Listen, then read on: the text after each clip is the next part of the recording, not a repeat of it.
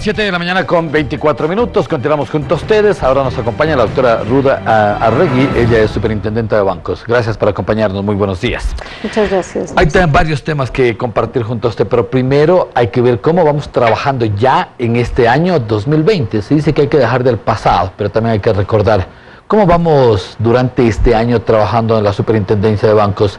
Uno de ellos es firmando acuerdos, manteniendo reuniones con otros países. Sé que estuvo por México justamente para firmar varios acuerdos. ¿En qué consisten estos? Bienvenida. Muchas gracias, Luis. Muy buenos días. Buenos días también a la audiencia de RTU. Precisamente, y le agradezco la invitación porque esto me permite un poco comentar con la ciudadanía también, que cuando tomamos posesión de la superintendencia de bancos, que esto fue el 29 de abril del año pasado, lo que nosotros definimos fueron tres grandes pilares para trabajar. El uno tiene que ver con todo lo que es la reforma del marco legal y regulatorio para tratar de llevar el sistema hacia un sistema financiero mucho más eficiente, mucho más innovador, ¿no es cierto?, donde exista realmente una supervisión adecuada de acuerdo a estándares internacionales. La otra es la supervisión como un proceso de supervisión que en el ámbito internacional, digamos, ya muchos de los países han adoptado un enfoque que es el enfoque por riesgos, que permite identificar clara y rápidamente, ¿no es cierto?, cuál es el perfil de riesgos de las instituciones y entonces tener una supervisión que sea mucho más enfocada hacia solventar, solucionar, mirar y poder dimensionar y exigir a las instituciones que gestionen adecuadamente esos riesgos. Y el último pilar en el que nosotros nos hemos focalizado tiene que ver con los sistemas financieros inclusivos. ¿Por qué? Porque usted sabe que constitucionalmente la superintendencia de bancos, primero es una institución técnica, que es lo que define la Constitución, con una autonomía administrativa, presupuestaria y financiera, pero segundo, lo que define la Constitución también es que estas instituciones, que son las superintendencias que están a cargo del sistema financiero, son instituciones que deben precautelar por la estabilidad financiera y por el resguardo de los depósitos del público. Ajá. Entonces, perdón, si puede tal vez tomarle aquí una imagencita de lo que es estos pilares, no sé si alcanza a mirar con la cámara. Vamos con la siguiente cámara para mirar y observar lo que se está mirando justamente con esta cámara. Si puede acercarle. En realidad, aquí lo que nosotros estamos mirando es que la superintendencia, además es... ¿Estamos? Sí, con la cámara. Correcto. Es competente. Ahí estamos. Es competente en términos de lo que es la red de seguridad financiera, en alrededor del 70% de lo que es la red, porque es la institución, por una parte, que controla, que supervisa, por supuesto, pero por otra parte también es la institución que, en el caso de que la situación no sea adecuada, debe resolver las situaciones de complicación, ¿no? Ahora, dentro de ese marco contextual que hemos manejado, ¿cómo se está manejando o cómo se piensa manejar o mantener la estabilidad financiera del país en época de crisis y que queremos salir de esa crisis durante este año? Bueno, lo primero que tenemos que hacer es asegurarnos de la sanidad y de la salud del sistema financiero. Es decir, por eso es que la superintendencia es un primer pilar de la red de seguridad financiera, porque al hacer una supervisión adecuada, usted asegura y garantiza que las instituciones se gestionen adecuadamente. Ya. Gestionarse adecuadamente significa tener políticas, procedimientos, gobierno corporativo, significa tener el suficiente capital que pueda, ¿no es cierto?, solventar cualquier tipo de situación, y significa también manejar adecuadamente la liquidez. La liquidez se maneja adecuadamente, usted conoce mejor que nadie, que tiene que ver también con la captación de los recursos y con la colocación de los recursos. Es decir, por un lado yo recibo depósitos, por el otro lado presto dinero, ¿no es cierto? Entonces debo tener unos márgenes muy, muy adecuados entre cómo recibo el dinero y cómo presto el dinero.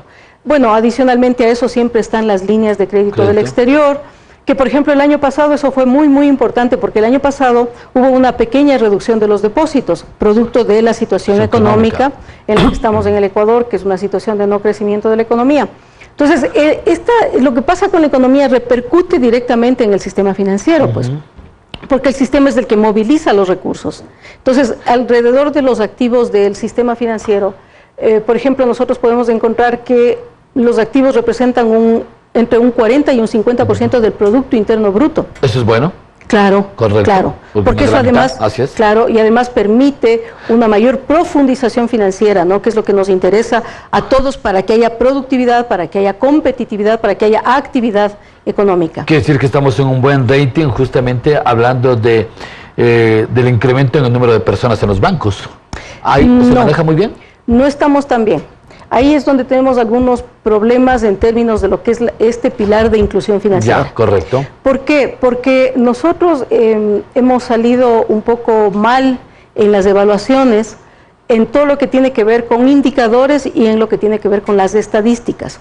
En indicadores, por ejemplo, en términos del acceso de la población, ¿no es cierto?, a una cuenta en una institución financiera, tenemos que alrededor del 50% de la población tiene acceso, pero el otro 50% no.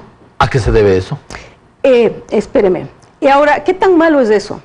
Para que uno sepa qué tan malo es, entonces tiene que decir muy bien, ¿eso comparado con qué?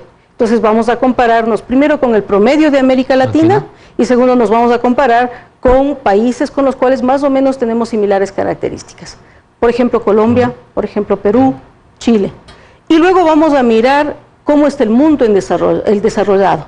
Entonces decimos, si en el Ecuador estamos con el 40% y resulta de que el promedio de la América, perdón, 50%, y el promedio de la América Latina está alrededor del 60% y Chile está en el 70% y los países en desarrollo están en el 95%, claro. Entonces quiere decir que realmente nosotros estamos abajo.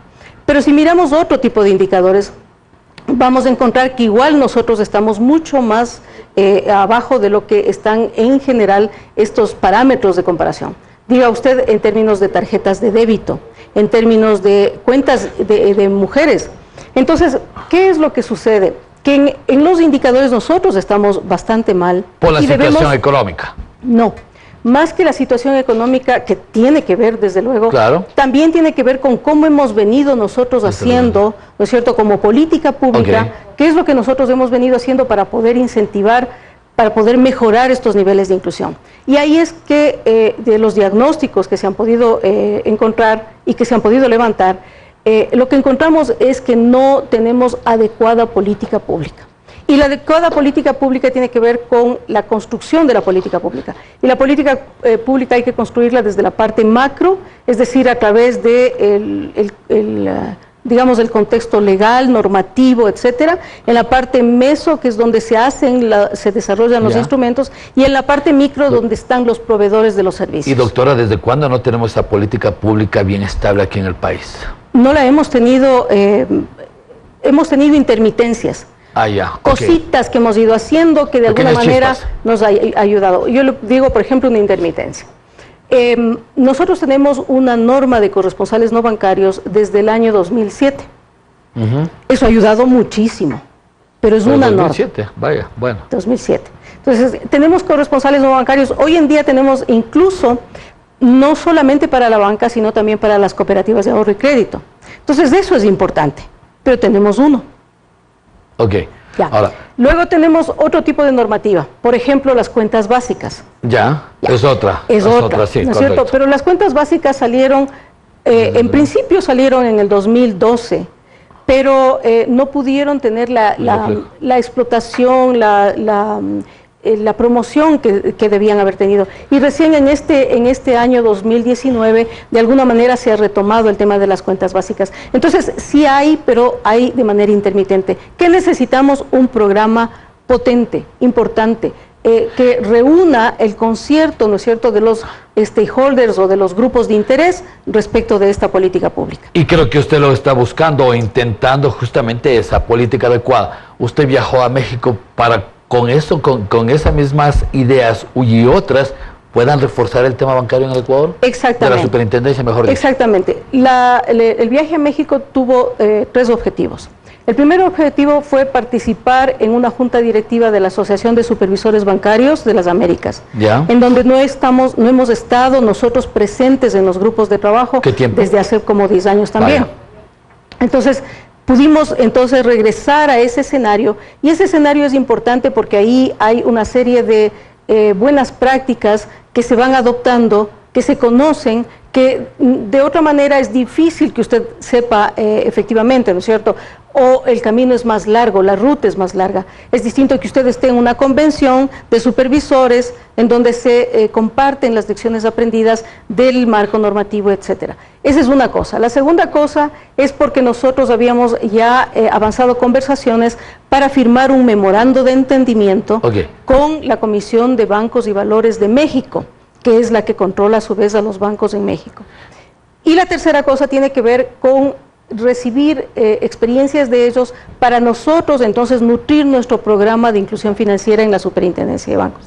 ¿En qué consiste este programa? Consiste en hacer un fideicomiso en administración, que este fideicomiso en administración a su vez permita hacer subastas públicas. Pero doctora, estamos atrasados, 10 años que no hemos participado, ¿podemos intentar lo que usted está diciendo? Sí, por supuesto. Por eso es que la Superintendencia de Bancos lo que ha hecho es tenemos ya el programa diseñado, hemos hablado con el Ministerio de Economía y Finanzas porque creemos que esto debe ser por lo menos tripartito, es decir, debe reunir el interés del gobierno, el interés de los bancos, el interés de la Superintendencia de Bancos, porque el beneficiario de esto va a ser tanto los clientes de las instituciones financieras cuanto el país en su conjunto. Cuando hablamos de la Superintendencia de Bancos, ya para finalizar, solo creemos que usted está en el control de los bancos. Ahí también entran cooperativas, están los bancos, están las entidades del Estado también. Entonces, bajo todo este control, ¿cómo se va a manejar la Superintendencia de Bancos para este año y darle una tranquilidad a los ecuatorianos con respecto al trabajo que vienen haciendo ustedes? Para finalizar, doctora. Bueno, nosotros estamos en este momento en un gran esfuerzo de reinstitucionalización de la superintendencia. ¿Eso qué quiere decir? Estamos mejorando las capacidades de la superintendencia, tanto desde la parte, digamos, de infraestructura, que tiene que ver con los equipos de tecnología, ¿verdad? Con los servidores, con los procesamientos de información, etcétera. Tiene que ver con mejorar las capacidades y las competencias de los supervisores que buscan lograr el juicio experto en esos supervisores, ¿no es cierto?, con un entrenamiento.